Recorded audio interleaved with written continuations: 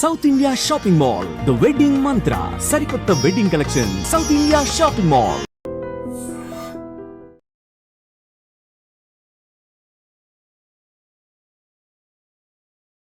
ఇప్పటికే దేశవ్యాప్తంగా వానలు దంచి కొడుతున్నాయి. అనేక ప్రాంతాలు చెరువులను తలపిస్తున్నాయి. మరొక వైపు విశాఖ తుఫాను హెచ్చరికల కేంద్రం ప్రీ మాన్సూన్ కబురు చెప్తోంది. నైరుతి రుతుపవనాలు 9 రోజులు ముందుగానే ప్రవేశించాయి. ఇతర రాష్ట్రాలు కూడా విస్తరిస్తున్నాయని చెప్తున్నారు. అలాగే రాగల 24 గంటల్లో పశ్చిమ మధ్య బంగాళాఖాతంలో అల్పపీడనం కూడా ఏర్పడబోతోంది. దీని ప్రభావంతో అనేక రాష్ట్రాల్లో భారీ నుంచి అతి భారీ వర్షాలు నమోదయ్యే అవకాశం ఉందని చెప్తున్నారు. ప్రజెంట్ మనతో పాటు వాతావరణ శాఖ అధికారి జగన్నాథ్ కుమార్ గారు ఉన్నారు.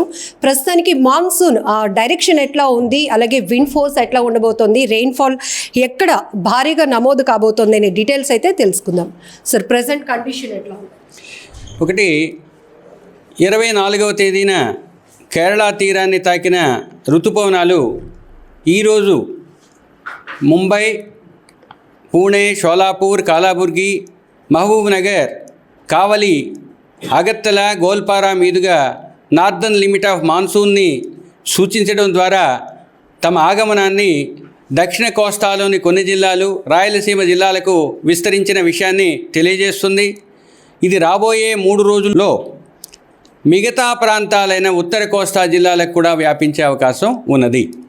అయితే ప్రస్తుతం మరఠ్వాడ పరిసర ప్రాంతాల్లో ఒక అల్పపీడనం కొనసాగుతుంది. దానికి అనుబంధంగా ఒక ఉపరితల ఆవర్తనం ఉంది. ఆ ఉపరితల ఆవర్తనం మీదుగా అనుబంధంగా ఒక ఉపరితల ద్రోణి ఉత్తర కోస్తా ఆంధ్రప్రదేశ్ వరకు, ముఖ్యంగా ఉత్తర తెలంగాణ, దక్షిణ ఛత్తీస్గఢ్, దక్షిణ ఒడిస్సా మీదుగా 3.1 నుంచి 4.6 కిలోమీటర్ల ఎత్తు వరకు వ్యాపించి ఉన్నది. ఇది దక్షిణ దిశకు వంగి ఉన్నది.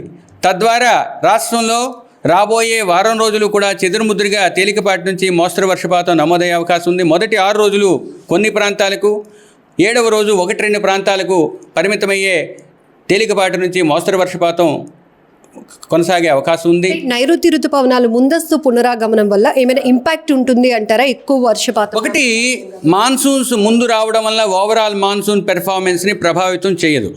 కానీ మాన్సూన్స్ ముందు రావడం వల్ల వాటర్ అవైలబిలిటీ, వాటర్ యొక్క ప్లెంటీనెస్, ఇవి రెండూ కూడా వాటర్ మేనేజ్మెంట్కి, అగ్రికల్చరల్ యాక్షన్ ప్లాన్కి, మిగతా సెక్టోరల్ ప్లాన్స్ వేసుకోవటానికి మనకి ఒక ముందస్తు ప్రణాళికని రచించుకోవాల్సిందిగా సూచిస్తాయి.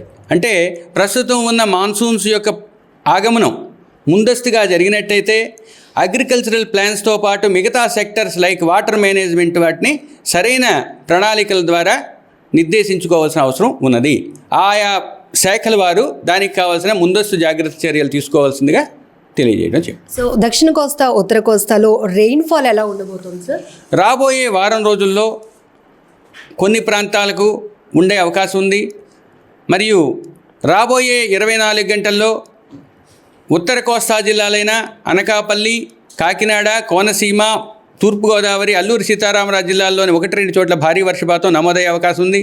రాబోయే తదుపరి 3 రోజులు కూడా ఉత్తర కోస్తా జిల్లాల్లో, దక్షిణ కోస్తా జిల్లాల్లోని 3-4 రోజుల్లో 1-2 చోట్ల భారీ వర్షపాతం నమోదయ్యే అవకాశం ఉంది. మత్స్యకారులకు కానీ అలానే అగ్రికల్చర్ ప్లాన్ చేసుకునే వాళ్ళకి ఎలాంటి డైరెక్షన్స్? చాలా మంచి విషయం అడిగారు.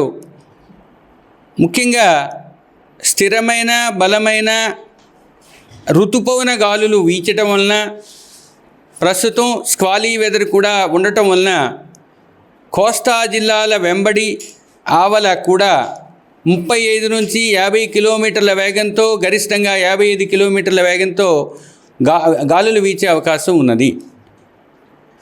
దానికి అనుగుణంగా మత్స్యకారులు వేటకు వెళ్లకుండా రక్షించుకోవాల్సిందిగా హెచ్చరించడం జరిగింది. ఈరోజు ఉత్తరాంధ్రలో రెయిన్ఫాల్ ఎలా ఉండబోతోంది సార్? ఈరోజు ఉత్తరాంధ్రలో కొన్ని ప్రాంతాల్లో తేలికపాటి నుంచి మోస్తరు వర్షపాతం పడే అవకాశం ఉన్నప్పటికీ అనకాపల్లి, కాకినాడ, కోనసీమ, తూర్పుగోదావరి, అల్లూరి సీతారామరాజు జిల్లాల్లోని 1-2 చోట్ల భారీ వర్షపాతం నమోదయ్యే అవకాశం ఉంది. సో ప్రీ మాన్సూన్ ఎఫెక్ట్ వల్ల ఇప్పటికే ఏ ఏ రాష్ట్రాల్లో ఋతుపవనాలు విస్తరించబోతున్నాయి అనే విషయాన్ని కూడా వాతావరణ శాఖ హెచ్చరిస్తోంది. మరొక వైపు వేటకు వెళ్లే మత్స్యకారులు విండ్ ఎఫెక్ట్ ఎలా ఉండబోతోంది, ఫోర్స్ఫుల్గా ఉండబోతోంది కాబట్టి మత్స్యకారులు చాలా జాగ్రత్త వహించాల్సిన అవసరం కూడా ఉంది. మరొక వైపు అగ్రికల్చర్ ప్లాన్ ఏదైతే ఈ పంటలకు సంబంధించి రైతులు కూడా అలర్ట్గా ఉండాలి.